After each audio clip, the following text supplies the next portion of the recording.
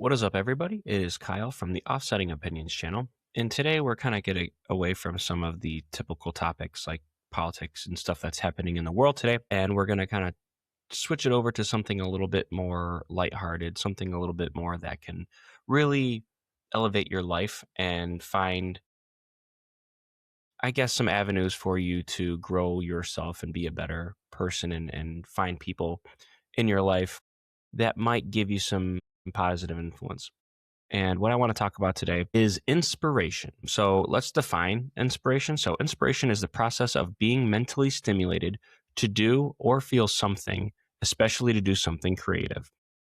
So, inspiration to me is maybe you see somebody that's living your life, you see a lifestyle that you want, rather. You kind of associate that to things that you want. It inspires you and motivates you to kind of pursue that avenue. An example, like when I was a kid, you watch Michael Jordan, you want to be like him, you want to be the greatest of all time. You see who that person is, some of their traits, their qualities. You try to implement them into your daily life, and you pursue that dream, that whatever inspired you. And I think the direct correlation you can make to that, and I'm using sports as an analogy because I've been around sports my whole life, is you had Michael Jordan, and then next best thing, the person that came directly after him was Kobe Bryant, and Kobe was basically Michael 2.0. He literally took Michael Jordan and tried to mimic everything he did, but perfect it and kind of heighten that to kind of pursue that GOAT status. The work ethic, how hard he was on his teams, and just that pursuit of greatness. And that is a really inspiring, and that's something that we can all kind of take a page out of. Like, I want to use Kobe as an example because MJ inspired Kobe to be that player, to be that person, to have that killer mentality, to pursue that greatness. How do you look at greatness? How do you look at that? And what inspires you? What thing do you follow? What people influence you and inspire you to pursue that greatness? And I think that's something I want to dissect, something that I want to kind of maybe tie back some things in my life where I've found inspiration and gave me some pursuit to find greatness within myself and grow and elevate my life. So I think first we need to identify um, what's your motivation? What is the things that you want to see in your life? What are some of the things you want to change? Who are you seeking? What are you seeking? Is it toxic? Is it something that's going to grow your skill set as a human? Is it something that puts good back out into the world? And for me, when I was a kid, it was surrounding sports. So a lot of what I had to do as a kid was have a good work ethic in practice, have a good work ethic on the court, and try to elevate my team and inspire my team to pursue greatness. And then once you kind of get to an age, you realize some of those, that pursuit kind of you lose it because either life happens and you gotta pay your bills, and you kind of stop chasing that dream, and then you have to find inspiration and that motivation elsewhere. And for a while, I was kind of lost. I just kind of pursued social groups. I pursued, just living life and just getting a lot of kind of life experiences. And there wasn't really a lot of inspiration there, which is why I was kind of very in a linear line, right? I kind of, in my 20s, I kind of more like partying and hanging out with friends and being involved in social groups. And there wasn't really a lot of inspiration there, which didn't really give me purpose, which really didn't give me any sort of direction.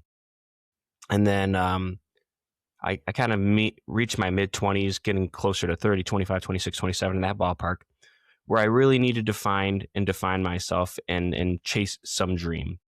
And kind of looking back and understanding who I was as a person, I identified that, okay, well, in my sports years, I was always a leader of a team. People looked up to me. I was the person that was giving inspiration, right? I was the person that people looked up to without even realizing it. And I think I took that anecdotal evidence and I transferred over into the business world, right? So who would that be in the business world? Well, my motivation was to be some sort of leader, to be a management, to be someone that makes choices, to lead a team, to chase perfection, to motivate and inspire a team of people who I don't want to say inspire to be me, but inspire to do better and to find purpose in life. And that's part of who I am as a leader, right? I don't want to just support you at your job. I want to support you in your dreams outside of your job. And I want to make sure that I give you sound advice and avenues to chase your dream and maybe give you the time and effort to like help you find the information on how you can do that. Not necessarily like a life coach, but there are some people in my life who, if they would lend me, I'd lend them my ear. And if they lend me their advice, I would listen, I would acknowledge, I'd accept the feedback, and I would apply.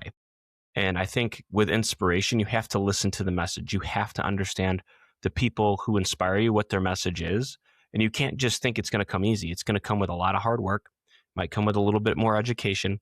It might come with a little bit more, you have to go to school. You have to maybe look online, maybe take some classes, maybe pay a tutor or pay someone one-on-one to find and identify some of the flaws within the thing that you're trying to perfect.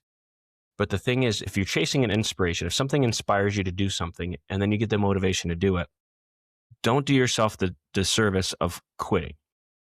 Anything you put your mind to, you can accomplish, but you need to have faith in yourself. You need to have an open mind. You need to have a good work ethic, and you need to chase the avenues that you need to chase in order to get to where you want to go. And I firmly believe, now let's just say, not everyone's going to be an NBA player, but not everyone's going to have the work ethic to be an NBA player. Some people are just naturally gifted, and I get that, but naturally gifted people don't get to where they're at in life without a little bit of work ethic. And if you're one of those people that's not naturally gifted, you got to work extra hard to accomplish those dreams. And I kind of attribute to, I want to keep using the NBA because I think it's something that I've, connected the dots on up to this point.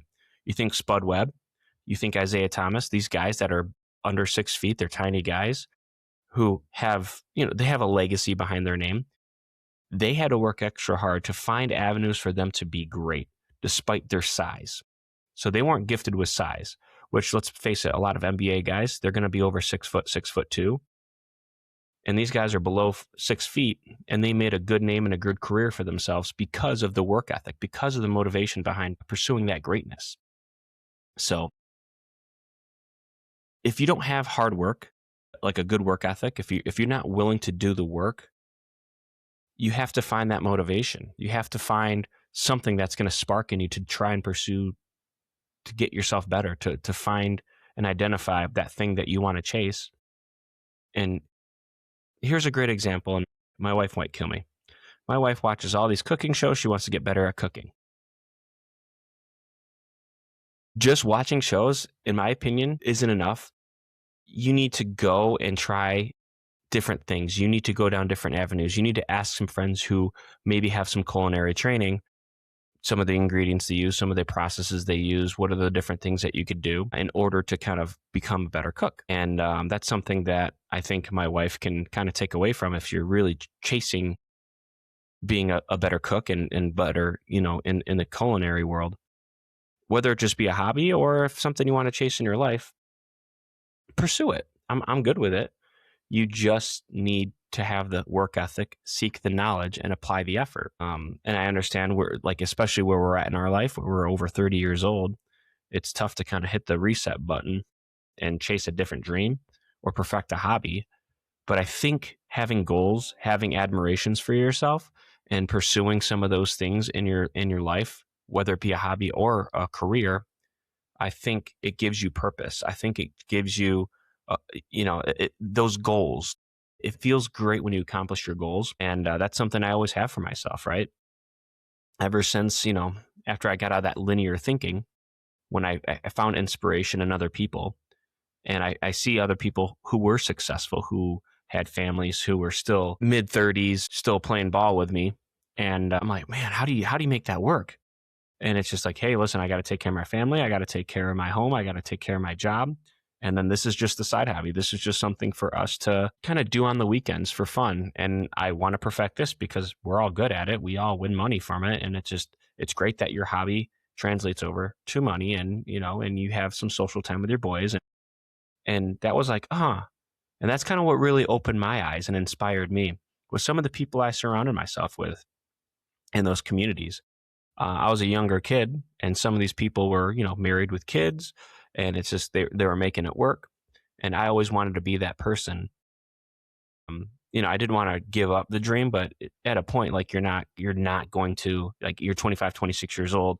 I don't want to say you're in your prime, but you should have at least be on someone's radar at that point. And it was a little discouraging for me to be like, okay, I got to give this up and I got to focus somewhere else and make this a hobby, not focus on trying to be a volleyball player, which, let's be honest, like I knew I never was going to be. I just did it for the social aspect, but I just kind of translate those two things like, hey, okay, what am I doing this for? What should my focus be? My focus shouldn't be the social aspect. My focus should be bettering my life and maybe creating a legacy for myself, even if it's a small legacy. And by having a kid, and I think that's when my mindset really shifted. Is when I kind of take a step back and realized that there are different avenues in life to be successful outside of sports. Because I really pursued sports, and then it was a little bit of a shock. Like, you kind of go down and as a kid, you're like, I want to do this. I want to do this. You put in the work. You're told your whole life you're good at something.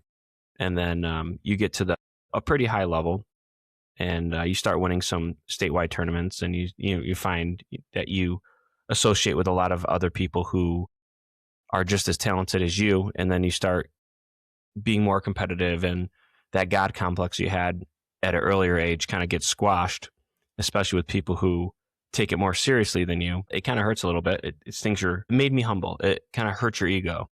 And I think I needed that. I think I needed to get my ego bruised a little bit to find my purpose in life.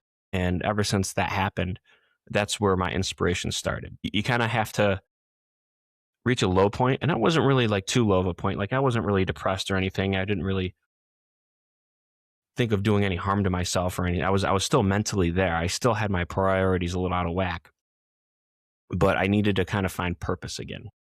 And that's when I went back to school. I started getting into a career.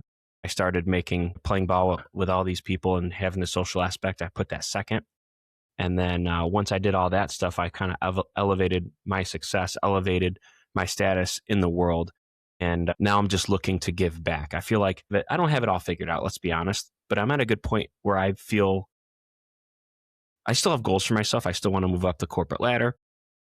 I still want to get into, marketing, which is what a lot of this is to try and put good out in the world and just scratch my marketing itch. And then I just continue to get better every day and learn something new every day and try to be an inspiration to others. So that's kind of where I'm at in my life, is to try and give back. I'm perfecting my craft. I'm trying to grow. I'm trying to get better every day, but I'm also trying to elevate the people around me. I'm trying to be that inspiration that others were to me when I was, at the age of some of these people that I employ. And I'm trying to, like I said, for some people seek that guidance.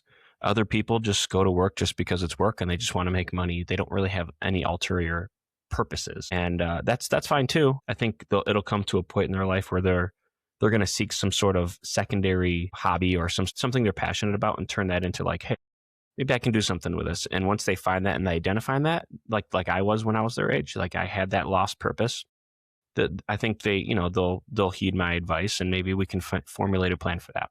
I'm not saying everyone should look to me for inspiration. That's not what the point of this argument is. It's to find and identify people who are trying to better their life, serve to them as I was served, like unto me when I was a kid and lost and seeking feedback and validation and inspiration in others. So, but the thing is, you have to find that purpose. You have to find that one thing that's going to allow you to fill your cup, right? That will fulfill you. And what that thing is, like, that should be your inspiration, right? For me, now that I'm, part of my goals here is I'm trying to put good back out in the world. I'm trying to call out the bullshit.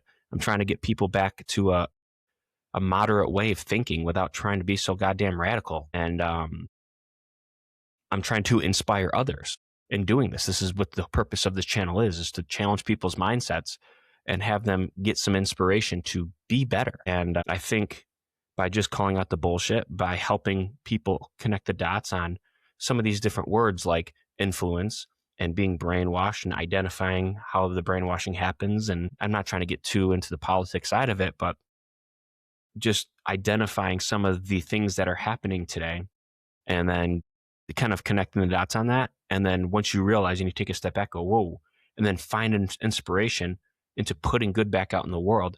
That is kind of what the gist of this entire thing is about for me, is to put good back out in the world, to try and have conversations and put out there my opinions and how we can do some of these things.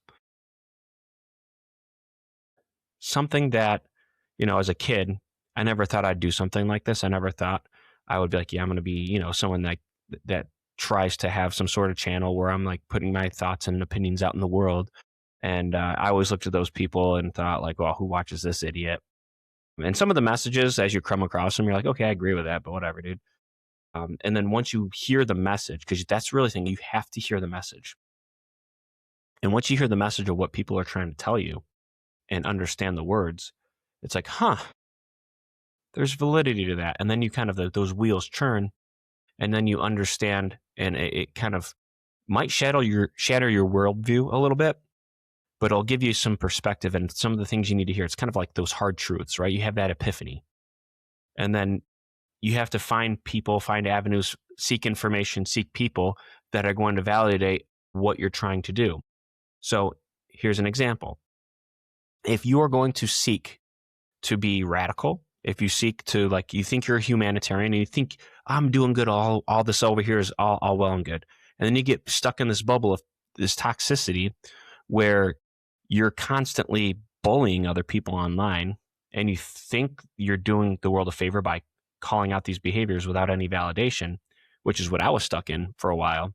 That's not sustainable. That's not a healthy way to find influence and to be an influence and to serve as an inspiration to others. That inspiration is toxic, as opposed to someone who has a positive message, who tries to lift you up, tries to tell you exactly the way that things are, those hard truths. And you have to accept those hard truths. And then you have to take a step back, understand and diagnose yourself to, hey, is that me? Am I one of these people? You might come to the realization that you aren't the person that you thought you were, and you need to change some of your behaviors and some of your tactics. Because if you're trying to be a good person and put good out in the world, if that's your goal, and you're stuck in these communities that are encouraging you to be toxic and you're surrounded by toxic behaviors, you're going to continue to be a toxic person. So you have to remove yourself from those communities. You have to remove yourself from those social platforms and just kind of start fresh. And the journey that we've taken up until this point has all been about some politics in there, some thoughts and opinions on some of the world events. But it all kind of leads back into this: being an influence, finding inspiration in others, being an inspiration to others. Are you putting good back out into the world? Do you like the person that you are? Because I can guarantee you, a lot of people in those toxic communities, they're probably unhappy with themselves, and they're just looking to take out a lot of their behaviors on other people because they're unhappy with themselves. And they think these humanitarian, like they're doing these social humanitarian work, they're virtuous in their thoughts and opinions, but they don't realize that they're being toxic to an entire group of people, whether it be the right, the left, it could be racism, it could be transphobes, and they might, in their opinion, like even religious people too, you can go down that rabbit hole by being negative toward people. And you can dial it back to just, if you're sick of being toxic or around toxic people, just find people that live and let live, right? Whatever you want to do with your body, whatever you want to do with your life, that's your prerogative. I'm going to surround myself with positive people. I'm going to seek inspiration and validation and influence others who agree with my lifestyle, who agree with some of the things that I'm trying to do, who just want to try and grow a community of people who want to do good.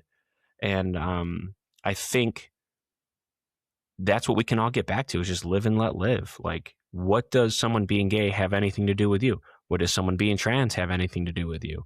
Like, I can understand if they're trying to influence others, and so say someone tries to come to my kid and tries to get my kid to be, gay or trans, or, I'd be like, hey, that's for me as a parent to decide. I don't want you involved in that. Thank you for, your thoughts and opinions, but please go away. Like that's how I would handle that, right? I'm not going to be toxic. I'm going to just tell them how it is. I will I will be the person that opens my kids' eyes to the world and make sure that, hey, this person might have different thoughts and opinions and they might have different lifestyles as you. That doesn't diminish who they are as a person, and you need to treat them with respect. The second you get disrespected, just leave that environment. Just don't go down those rabbit holes. Don't have those people in your life. Just excuse them. And if everybody just did that, like if you have someone that is in your life who doesn't have the same thoughts and opinions as you, and you have complete opposite sides of the aisle, like of trains of like thinking and things like that, don't talk to that person. It's just that simple. Why do you got to be toxic toward that person and call these people names and things like that? That doesn't help the world grow and be like we're trying to get back to a point where we're trying to be better human beings, and that's what I'm trying to do. Is like we have to eliminate the toxicity, we have to eliminate all this other stuff. But if you're finding inspiration and influence in other people to do these things that are toxic, like bullying online or calling people racist without any evidence, or completely dismissing an entire side of an argument and then trying to say that your opinion's right, that's all toxic. And it happens in politics, it happens in sports, it happens in religion, it happens across a lot of different communities. I judge people on the content of their character. Once you start putting labels on everything, it kind of segregates and stereotypes people. And I don't adhere to that. I think anybody can come up to me and have a dialogue and a conversation as long as it's open and honest, right? I think that's the biggest thing is we need to have an open and honest dialogue. And if you're going to come from a place of respect, I'll come from a place of respect. If you're going to be disrespectful, I'm going to leave and I'm just not going to talk to you anymore until you can come back and be respectful. And if you're never going to be respectful, then hey, have a good life. It's that simple. Instead, we have people who are toxic and they try to use their inspiration and influence to try and drag people down with them. It's kind of a negative lifestyle. Like you're constantly surrounded by this negative energy and these negative people. And it's very like, it drains you of your energy. It drains you of the fulfillment and happiness that you need in life. Like if you're constantly negative and you're always going to be stressed out, you're always going to be looking for some sort of avenue that validates your opinion. And then you can argue that opinion with other people. Why not just let it go? Why not just like live your life, find fulfillment, inspire others, try to empower others to be good people? It's honestly literally that simple. And it's crazy that we get to a point where people use influence and inspiration as a negative as opposed to a positive. And the people that seek out the negative, like those toxic people that are seeking more toxic people, that's what's wrong with the world today. I might not be a religious person, but if you listen to the teachings of the Bible and you understand what the teachings of the Bible are trying to portray, it will better your life. That is a true story. That's a true statement, rather. Charlie Kirk, you could say whatever you want about him, but he inspired a lot of people. And he lived his life very close to what the Bible portrayed, and he was always a respectful human. He might not have had a message that was positive all the time, and I can adhere to that. But he at least tried to have a dialogue with people. He tried to put good back out into the world. But his message could have used a little polishing. I think his politics were a little bit too on the forefront. If he just stuck to being a good person, I think his message would have been delivered a little bit better. That being said, I mean, if you look at any sort of political influencers, they're all toxic. They're all people that are trying to drag you into this narrow-minded, one-way thinking street and try and dismiss the entire side of an argument. It happens on both sides. I'm not dismissing that. So with the right, I mean, you talk about these people who can be racist and they don't think the message is racist inherently, but if you read a little bit into it, it's like, yeah, it's kind of a little bit. And that's not the way that I would view that. That's not the way I would have talked about that. And then people on, the other side of the aisle, they just use trigger words all the time. They're just say, hey, this person's a Nazi. This person is racist. And some of it is justified. I'm not going to dismiss that. But a lot of it is you're losing an argument. You throw out a name and like that's toxic. You're gaslighting people. That's a toxic trait. And then you're just inspiring and influencing others to be that person, to go down those rabbit holes, to be the same way that you are. If you really want to change the world, be the person that you aspire the world to be. I aspire to be a good person. I aspire to make sure that my family's well taken care of. I aspire to make sure that I continue to have a positive message. I aspire to try to reach people who are seeking, I don't say validity, but they're seeking guidance and try to steer them in a positive way. And I aspire to grow a community of people who genuinely want to put good back out in the world and join me on this journey and trying to do so. And to call me out for my bullshit. Because let's be honest, like I just got over being a toxic person for a while. And I might have and might slip back into that here and there, but I need to be kept in check. We're human. We make mistakes. But I've learned a lot over the last couple of years. I've learned a lot since I moved, as a way to redefine myself. I feel like I got everything I needed out of my old location in New York where I lived. I learned a lot from those communities. And then when I feel like I had it all figured out, I replaced myself and found a location for my family where we can better our lives, where we can have that live and let live mentality and not have a lot of stuff jammed down our throats on a daily basis.